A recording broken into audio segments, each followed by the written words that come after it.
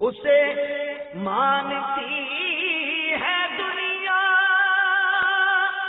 اسے ڈھونڈتی ہے منزل، اسے ڈھونڈتی ہے منزل، رہے عشق مصطفیٰ پہ جو غلام چل رہا ہے۔ السلام علیکم ورحمۃ اللہ وبرکاتہ۔ وعلیکم السلام ورحمۃ اللہ وبرکاتہ۔ میرا نام سید مظہر حسین شاہ عطاری ہے، باب المدینہ کراچی سے۔ پیارے باپا جان کی بارگاہ میں عرض یہ ہے کہ عورتیں قبرستان نہیں جا سکتی مگر مرنے کے بعد تو وہیں دفن ہوتی ہیں، اس کے بارے میں ارشاد فرما دیں۔ سید صاحب نے بڑا عمدہ سوال کیا ہے۔ یہ آپ نے ہاتھ چومنے کی کوئی ترکیب، اس کی بھی کوئی وضاحت فرما دیں۔ ہاتھ چوما میں نے، وہ سید صاحب تھے نا، آل رسول تھے، تو میں نے، اور یہ میرا اپنا احترام کا ایک طریقہ ہے کہ کبھی سید کا کبھی عالم کا کوئی تذکرہ سن کر وہ ذہن میں آتا ہے تو ہاتھ چوم لیتا ہوں۔ اب یہ مباح کام ہے، اچھی نیت سے ثواب ہو جائے گا انشاءاللہ، کہ جو بھی تعظیم کا طریقہ اختیار کیا جائے اور شرعاً اس میں کوئی رکاوٹ نہ ہو، ممانعت نہ ہو، تو وہ جائز ہوتا ہے۔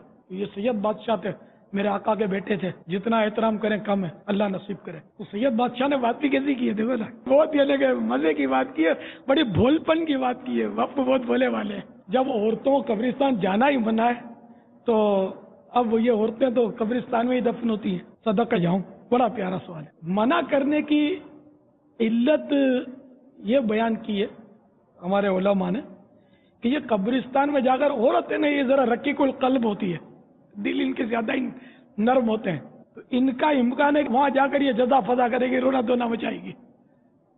اور دوسرا یہ کہ وہ یا تو اولیاء کرام کے یہاں جائے گی تو احترام میں ادب سے آگے گزر جائے گی، حد پھلانگ جائے گی۔ تو اس طرح کے علتوں کی وجہ سے، اسباب کی وجہ سے علماء نے منع کیا۔